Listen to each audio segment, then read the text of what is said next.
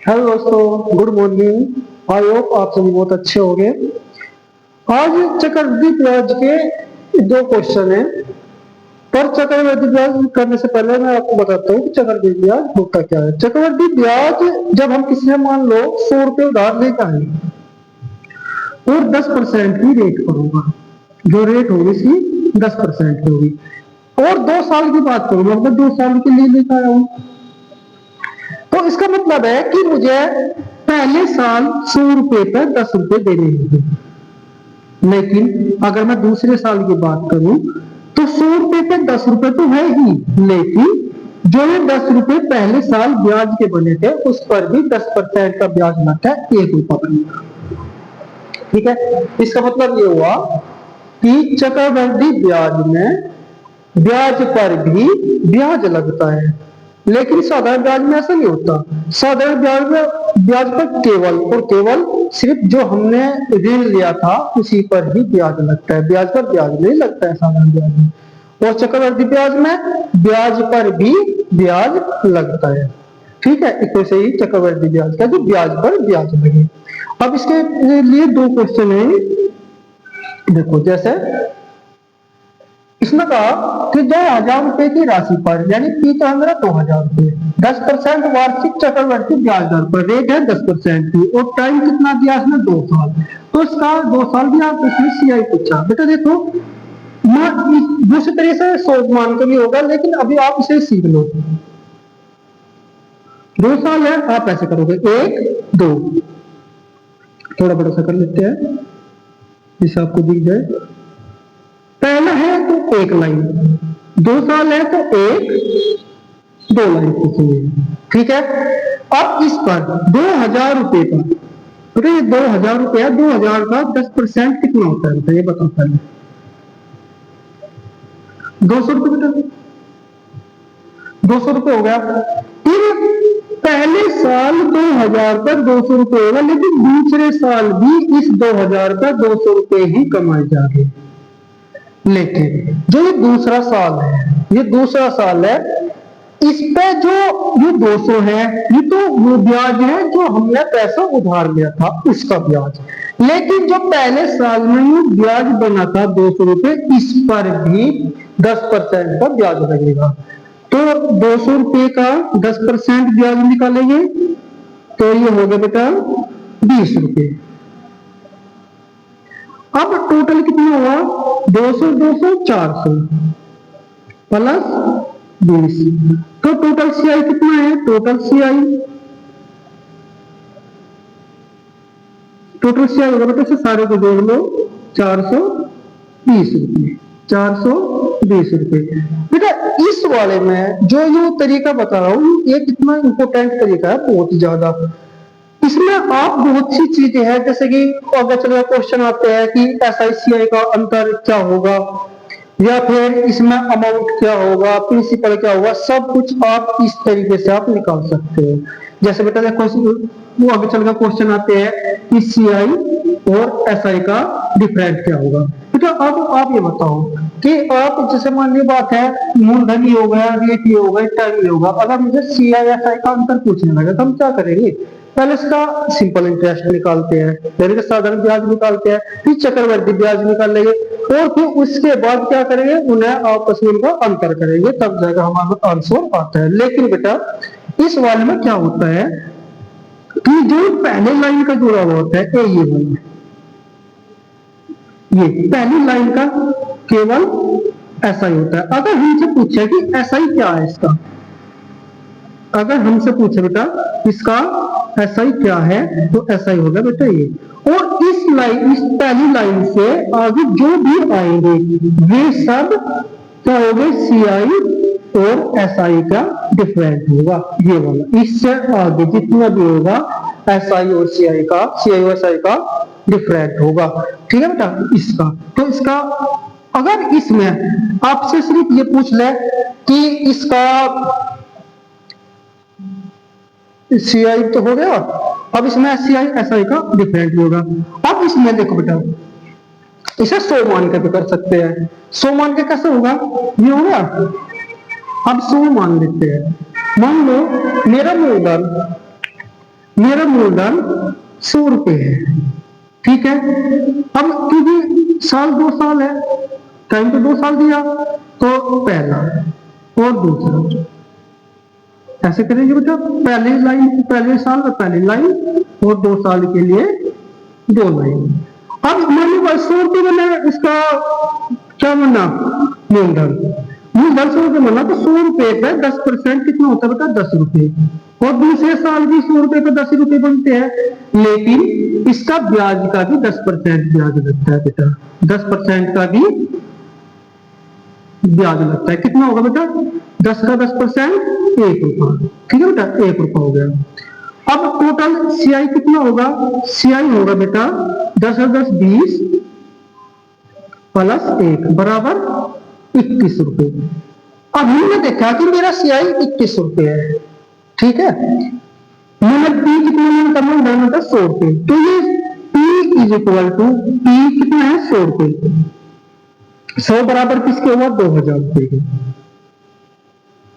ठीक है। तो मुझे कितनी 100 यूनिट तो 2000 रुपए के बराबर है, लेकिन 21 यूनिट ओनली 21 यूनिट कितने के बराबर होगी बेटा, देखो 2000 अपॉन 100 इंटू 21, 1 तो 1 21 दूनी 42 420 रुपए, ये आपका अर्थ होता है। तो इसे 100 मान के भी आप कर सकते हो, ठीक है।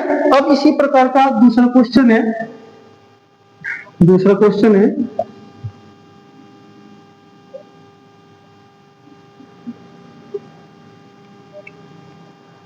दूसरे क्वेश्चन में बेटा बोला इसने कि 14,000 रुपए, ये कितना है बेटा 14,000 रुपए, रेट है इसकी बेटा इसकी भी 10% ही है, ठीक है। और टाइम इसमें टाइम 2 इयर्स का है, उसमें बेटा इसमें सीआई पूछा, सीआई क्या होगा, सीआई कितना होगा। तो बेटा इसमें देखो क्योंकि 2 साल है, 2 साल के लिए क्या करेंगे, एक पहला साल, ये दूसरा साल। अब इसके लिए पहली लाइन, इसके लिए 2 लाइन, ठीक है। फिर 14,000 रुपए का 10% निकल गया बेटे, एक दो कितना होगा बेटा 1400 रुपए, ठीक है। अब दूसरे साल भी 14,000 को 1400 रुपए बनते हैं, ओके। लेकिन जब ये इसकी बारी आती है तो हमें ध्यान रखना है कि इसके बराबर में जो ऊपर ना, इसकी बराबर के ऊपर का जो भी होगा उसका इतना जितना परसेंट हमें दिया उसका 2% निकाल लेते हैं। अब इसका बेटा 1400 रुपये का 1400 रुपये का 10% कितना बेटा 140 रुपए। अगर मैं इसमें सीआई की बात करूं, सीआई कितना होगा, टोटल सीआई होगा बेटा ये इस लाइन को दे रहे 2800 प्लस 140, तो कितना होगा बेटा 0 4 9 2 29 40 2,940 रुपए इसका सीआई होगा बेटा, 2,940 रुपए इसका बेटा सीआई होगा। और इसे हम 100 मान के करें तो कैसे करेंगे, 100 मान के करते हैं बेटा। अगर मैं इसे 100 मान लेता हूं कि मेरा जो पी है, मेरा पी 100 रुपए है, तो 100 रुपए का 10% कितना होता है बेटा, बिल्कुल सेम टू सेम ऐसे ही बनाएंगे, 10% यानी 10 रुपए बेटा, इसका भी 10 रुपए, ठीक है। और अब प्लस 10 रुपए का 10% कितना होता है 1 रुपया, तो टोटल से कितना हुआ 20 प्लस 1 यानी कि 21 रुपए, ठीक है बेटा 21 रुपए हो गए। लेकिन मेरा पी, मेरा मूलधन तो कितना है बेटा 14,000 रुपए है, यानी 100 यूनिट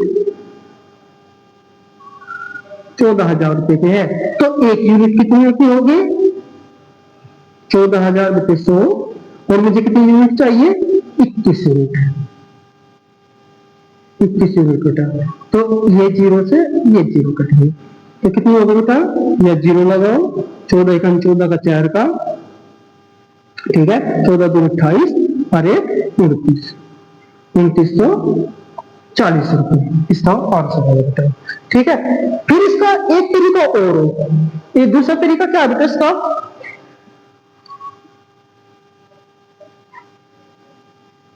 दूसरा तरीका यह है बेटा, देखो जैसे जो इसकी रेट है 10% की, तो हम इसे क्या करेंगे 10/100, ये कट गए बेटा 1/10, यानी कि बेटा 10 रुपए पर 1 रुपया बन गया, तो कितने हो गए 11 रुपए।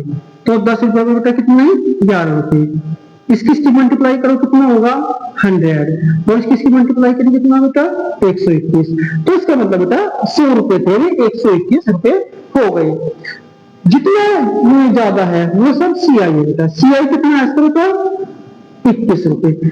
हमने बताया कि ये 100 रुपए है, ये तो होता है बेटा पी मूलधन, और ये क्या होता है बेटा अमाउंट। ठीक है, इसमें क्या पी और सीआई दोनों जुड़ा हुआ होता है। अब इसमें सीआई कितना होगा 21 रुपए, क्योंकि मेरा मूलधन 100 रुपए था तो 121 होगा, तो इसमें सीआई चक्रवृद्धि ब्याज कितना होगा 21 रुपए। लेकिन मेरा पी 100 नहीं है, मेरा है पी कितना 14,000 रुपए। बेटा कितना गुना है इसका 140 गुना, तो इसका भी बेटा कितना कर देंगे 140 गुना, तो कितना होगा बेटा 29,40। ठीक है बेटा 29,40 इसका आंसर है बेटा। ठीक है, अब इसी में अगर बेटा आपसे और आगे बढ़ जाओ तो इसमें आप सीधे सीधे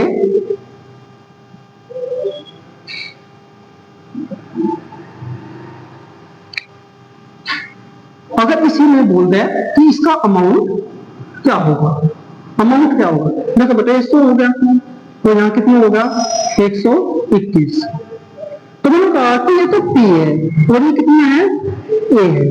ठीक है बेटे, तो अब हम क्या करेंगे, ये 100 ये पी कितना है 100, लेकिन मेरा तो 14,000 रुपये है, पहले ही बताया इसमें 14,000 रुपये है मेरा पी, तो कितनी गुना है 140 गुना। ठीक है बेटा, तो 140 है तो इसे भी बेटा कितना कर देंगे 140 गुना कर देंगे, तो इसका कितना आएगा बेटा 0, 14 का 14, हासिल लेंगे कितना 1, 14 में 28 से अरे 29, 14 का 14 2, 16,940 रुपये इसका बेटा आंसर होगा। ठीक है, अगर हमसे इसका अमाउंट पूछता कि अमाउंट कितना होगा, तो कितना होगा 16,940 रुपये। आप इसमें जोड़ कर देखना चाहिए। ठीक है, ये कितना है 29, 29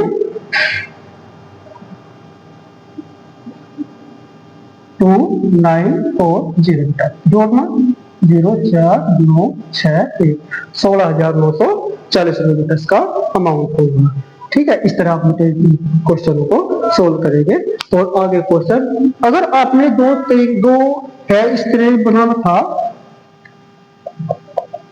आप इसे 2 साल का सीख लो, फिर आप मैं 3 साल का बताऊंगा कि 3 साल का नेक्स्ट वीडियो इसी में ही आ जाएगी, उसमें सीखना है। तो बेटा मैं अभी बना रहा हूँ।